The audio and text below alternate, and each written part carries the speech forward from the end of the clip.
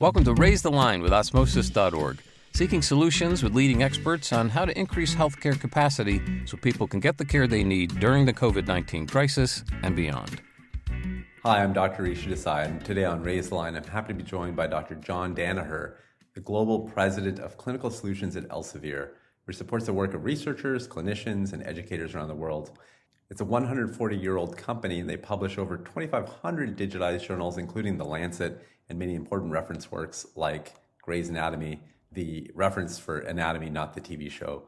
Dr. Danaher is board certified in internal medicine and has a wealth of experience in education and digital communications, having held leadership positions at Kaplan University, Discovery Communications, and WebMD. Thank you so much for being with us today. Thanks, Rishi. So I'd love to just kind of get your story, your backstory on what got you into medicine and what led you down these interesting career choices. You've had so much variation in where you've worked. Well, thank you. And I'm delighted to be here today and share with you and your audience. I started medical school at Dartmouth and then did my chief residency out at Stanford. And I had a very seminal event occur for me. And that was, they asked me to be the chief resident of medicine. There was a year interlude. And so what I did was I applied for a program called the White House Fellowship. And it was during George Herbert Walker Bush, the 41st president. So I was very lucky to be chosen and was part of a class of about 14 people and assigned to the Secretary of Health and Human Services. And while I was there, Rishi, and it's very apropos, given what we're dealing with COVID, we were dealing with AIDS at that time. And really what was happening was the decisions that Dr. Sullivan was making and that I was making and had the opportunity to observe, really at the end of the day came down to how much could we afford in terms of therapies and treatments and research for AIDS versus breast cancer versus other diseases. And so I realized at that time that I was very ill-equipped to answer those questions. And I had a very naive perception that a social policy, if there was an outbreak of COVID or SARS or Ebola, that all the resources in the country would go towards solving that problem. So long story short, it resulted in my going back to Stanford, doing my chief residency, and then attending the graduate school of business and getting an MBA from Stanford and learning those skills of health economics and health outcomes research and cost benefit, cost and effectiveness. And then from there, I've been very blessed in my career to have been on all sides of the healthcare continuum. So I was on the provider side initially. As you said, I was on the early management team of WebMD. I also was in health insurance, and then some very exciting years in healthcare education, and then have been at Elsevier now for the past 7.5 years. So it's given me a nice 360 of how healthcare information can really touch not only doctors, nurses, allied healthcare professionals, but patients. So do you mind then walking me through kind of what got you from there specifically into medical education and how that became an important interest for you? Sure. After WebMD, which was just an incredibly exciting time, I decided to start my own company. And what the company did, what got me so excited, was when the HIPAA regulations were being passed and implemented. And what I saw was that close to 5 million people, healthcare workers in hospitals, insurance professionals, et cetera, had to be trained by job title and by job activity on privacy and security regulations. And what I saw was that there was a tremendous drop dead date with penalties from the Office of Civil Rights, et cetera, if you weren't in compliance. And so that's when I started a company that was a SaaS-based ASP offering that delivered online education primarily in the regulatory and compliance space with HIPAA. And then we got into training medical professionals and sales reps on therapeutic and on the drugs, on therapeutic action, et cetera. The company was subsequently acquired. And as you mentioned, I was with Discovery for a while. And then the opportunity came up to be at Kaplan. And Kaplan really had a strong commitment to healthcare education. And so I ran the healthcare on-ground and online schools for Kaplan. And there we not only launched numerous new degree programs such as DNPs, Doctors of Nurse Practice, et cetera, but also a number of hybrid and blended models. So it's a little bit deja vu what's going on right now and the focus on LMSs, learning management systems, et cetera. But it was really starting my own company, addressing the training and educational needs. I just knew there was no way with traditional methods, face-to-face training, that you could do it, and you'd really have to turn to online learning. So I've been a long-time proponent of online learning and blended education. In many ways, it feels, John, that you've arrived at this spot and that the rest of the world sort of took their sweet time, but has finally arrived as well. I'm curious, can you walk me through day to day what you do at Elsevier now and how that dovetails with all your past experiences? Sure. So first of all, as you said, Rishi, in the introduction, which was very generous, at Elsevier, we do indeed produce roughly 25% of the world's healthcare information. And as you said, it's the Lancet, it's the Cell, it's Cell Press. We publish many society journals, JACC, the Journal of the American College of Cardiology, Gray's Anatomy, Netters, et cetera. And needless to say, Rishi, all the books that you and I both trained with and utilized, be it Goldman Cecil's or any of the internal medical texts, it was foundational to our educational background and, quite frankly, to our continuing education. So just as a baseline, there is not a doctor, a nurse, an allied healthcare professional in the world that in some way, somehow has not been touched by our educational material. So we operate in countries all over the world, have a very strong presence in China, everywhere. So what we're focused on now, what I'm very much focused on is this. We traditionally have served the reference use case for, again, doctors, nurses, and allied healthcare professionals. And what that reference use case is, it's books, it's journals, and it's digital databases. Where we're much more focused on now is being part of the workflow. Obviously, books and journals are long-form content, and when you're part of the workflow and seeing patients in your point of care, it's got to be much shorter, it's got to be much more synoptic, it's got to be much more actionable, et cetera. So the question and the challenge for us is, how do you distill the essence and how do you curate it so that if you're a busy pediatrician, you're a busy internist, et cetera, and you need an answer, you need help making a diagnosis or help thinking about what's the right drug to put the patient on or the right imaging study, et cetera, that you can have right at your fingertips evidence-based information. And so we do that the entire patient journey. And though, for physicians like us and for healthcare students, for healthcare professionals, it's everything from helping doctors and nurses and pharmacists make the right initial diagnosis and treatments. So we have products such as Clinical Key, then we have order sets, and we have care plans, and then we have guidelines, and we have pathways, et cetera. And these, Rishi, are all built into technology platforms, be it EHRs. In the US, they're built into Epic and Cerner and Allscripts. In Brazil, they're built into MV and TASI. But it's not just EHRs. It's also voice recognition systems, M-Modal, Nuance, et cetera. And so the whole problem we're after. So with education and the reference use case, you're trying to help students, doctors, professionals, nurses, allied healthcare professionals do acquisition knowledge. They're learning, they're training, et cetera. But in the workflow, what we're really trying to do, be it with our order sets or our care plans or our guidelines, is help standardize the delivery of care, reduce the unintended variability, and improve patient outcomes. So that's what I work on. And our focus, again, is medical software. We really are seeking to make the EMRs, the systems of record. I bought a Dell computer, but it's actually the software, the Microsoft operating system that you engage with. So we're seeking to be the system of engagement while the EMRs are the system of record. That makes perfect sense. And I like the way you phrase that, because I think people often don't necessarily understand exactly what you're interacting with. And so it sounds like you'd like them to interact with Elsevier wherever that happens to be. Correct. And, kind of in any medium. There's also another point you brought out, which is around just-in-time learning, that we more and more need that one little snippet of information, and right at that moment you need it at. I'm curious, because you've done this once in your career already, where you were already kind of where the soccer ball was headed before, as I said, many of us got there. Where do you see digital education, especially in healthcare, going, and how is Elsevier kind of positioning itself to get there ahead of the soccer ball? Yeah, it's a great question, Rishi. It's a great question. And there's a few touch points that I think present great opportunities for us. One opportunity that we are actively pursuing is the experience of every single chief nursing officer in the US, but this is also globally, is that new nursing graduates, they're theoretically trained, but they're missing a lot of the experiential knowledge that they need.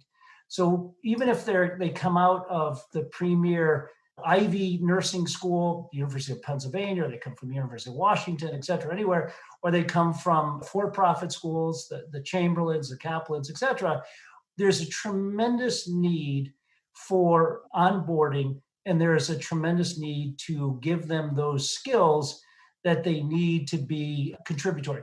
We've developed a product called Transition to Practice to address just this need.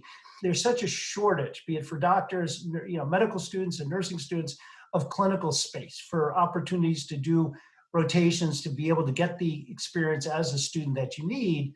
So my assumption would be, it was going to be a lot of clinical skills that these new graduates, these nurses onboarding were going to need. But what they also need are these non-cognitive skills. And being able to, for example, convey the loss of a loved one to a patient's family. That's not really a skill that you get much. You may observe it with a nurse doing it on the wards, but really the skill of how to do that or how to manage a diverse workforce. There's just a whole slew of what we refer to as non-cognitive skills that the nursing schools, in all frankness, they're very much focused on passing the NCLEX and trying to get the nurses right. So that's one area, that whole transition to practice, that whole onboarding. It's usually a process of about 6 months, and it costs hospitals everywhere $65,000 to get a nurse up to speed, to get so that they can really be job ready. And one of the great things, Rishi, as you know, as physicians, we have internships, we have residents, et cetera. With nursing, you go right to work. So we see that as a tremendous opportunity. A second real opportunity, Rishi, is as I was mentioning earlier, clearly clinical hours and really getting into these hospitals and really getting hands-on experience, et cetera, is in short supply. And it's one of the things when nursing programs look to expand, they've got to demonstrate to their state board of nursing that they've got enough clinical sites, clinical rotations lined up for them to be able to give their students an adequate educational experience. That's a real issue. It's a real issue in nursing education. And also, in medicine, it's also a very real issue for physicians, making sure that they have those skills. So we're very, very interested in the area of simulation and the work that's going on in simulation. And you're going to be hearing more from us about this, but everything in terms of virtual reality and augmented reality are all areas that we're very excited about and how they can supplement nursing education, medical education, et cetera. So I'll stop there, but those are just two areas where I think technology and addressing some of those touch points for additional training. And then last thing, I think being a clinician, what we all realize is how we practice, how nurses do things, how physicians do things is often based on what we learned 20 years ago, 25 years ago, 15 years ago, et cetera. So being able to do more real-time assessment of nurses and doctors' competencies and skills, and we may be very confident, yes, we know how to do this, we're right on top of things, but when you're actually assessed, you may not be. You may not be doing it correct. You may not be doing what the latest literature or evidence says is the right way of treating things. So I think real-time assessments and being able to do real-time remediation is also a tremendous interest and focus for Elsevier and for us.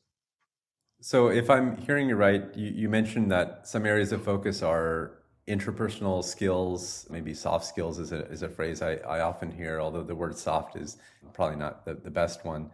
You've also mentioned simulation training, both low fidelity, high fidelity, and then you talked about real-time assessments.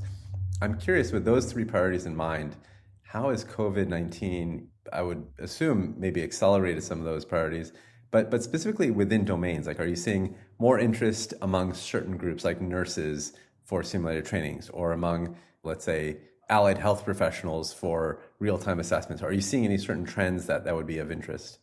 Yeah, I mean, I think, Rishi, both geographically and profession-wise. So as a general statement, if you look at the portfolio of businesses that I have responsibility for, the portfolio of businesses that rely upon learning management system platform delivery.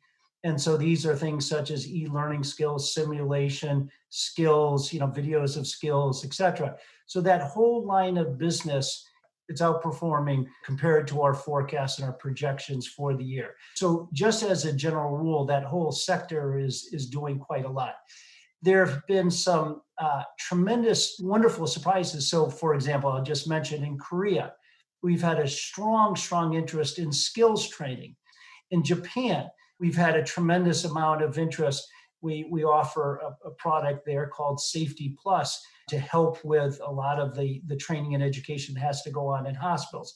In the absence of being able to do things face-to-face and the need for a lot of this mission critical training to occur, it's really causing all learning development to rise quite a bit and to perform very strongly.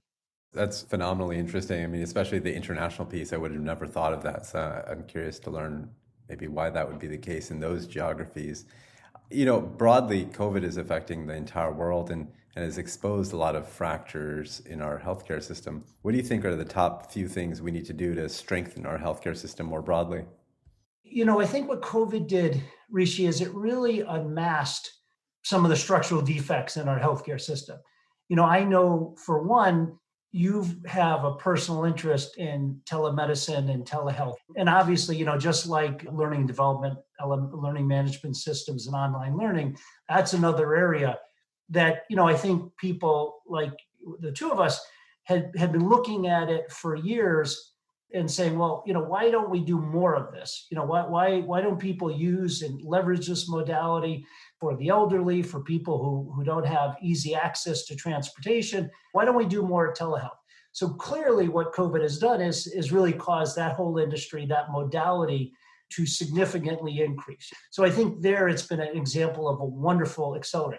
It was a wonderful time for Elsevier to live its mission. And again, what is, my business's mission is improving every patient outcome. What do? We deliver relevant, informative, accurate, highly curated medical, nursing, allied healthcare content at the point of need.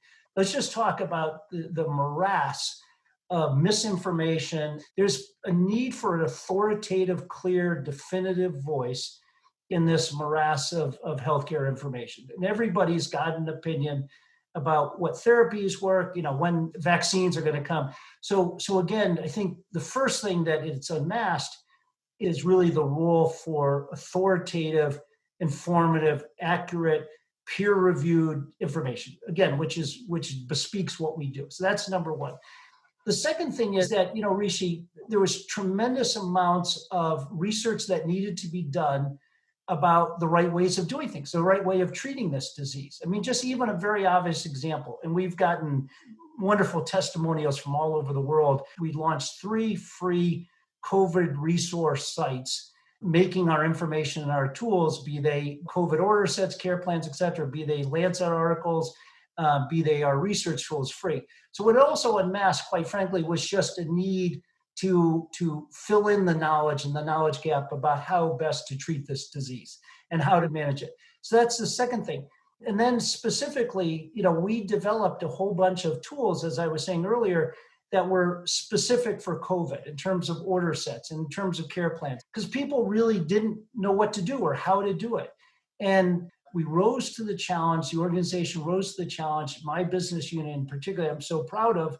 And we got all this information out there. We created healthcare hubs. We created research hubs. We made it for free. And Rishi, again, this is the part that I don't want to sound too self-congratulatory, but we would get letters of appreciation from nurses and from doctors. I have them from the Canary Islands. I have them from Baghdad. I have them from India. I have them from all over the world, doctors and nurses saying how our information made such a difference in the lives of the patients that they were caring for. So long story short is I think what COVID exposed was a need for clarity in this morass of disinformation and where's your true north. Secondly, there was a delta between our knowledge base and what we needed to know about how best to treat this disease. And the third thing was there are actually specific tools and offerings, and even the telemedicine platform, so that we could best meet the needs of doctors and nurses and the frontline workers caring for this disease. So, John, with that in mind, I guess maybe my final question will be, what advice do you have for incoming healthcare workers joining the workforce now in the midst of COVID-19? I think, Rishi, it's a couple of things. First and foremost, and I think as you feel, as I feel, there is no more noble profession than to be a healthcare provider. None. And so whether you're a doctor, a nurse, physical therapist, occupational therapist, nutritionist, you should realize that you're entering an extremely noble profession that has a tremendous amount of demand and respect by people, and particularly in terms of this time of COVID. So that's the first thing that I would say. And second thing, Rishi, which I think you'll appreciate, is you've got to take care of your mental health and be aware of and sensitive to your mental health if you are a frontline worker addressing this pandemic. It is horrendously stressful, and there's associated depression and post-traumatic stress disorders, et cetera, a full gamut, a full array of mental health illnesses that we're seeing in many frontline healthcare workers as they battle this pandemic. This pandemic is far from over. And so again, I would the new graduates entering this field for the first time, new healthcare workers, new clinicians, I would really just congratulate them for having chosen a noble profession and career, and just encourage them to listen and to stay closely tuned into to their mental health needs, because this is a very taxing, trying time for everyone. Well, I think on that note, I'll say thank you for saying that. I definitely concur. And I want to thank you, Dr. Danaher, for taking the time to be with us today. I'm Rishi Desai. Thanks for checking out today's show. Remember to do your part to flatten the curve and raise the line. We're all in this together. For more information on how you can help raise the line and flatten the curve, go to osmosis.org/COVID-19. If you like this podcast, please share it on your social channels. You can also subscribe to the series and check out all of our podcasts at osmosis.org/Raise the Line Podcast.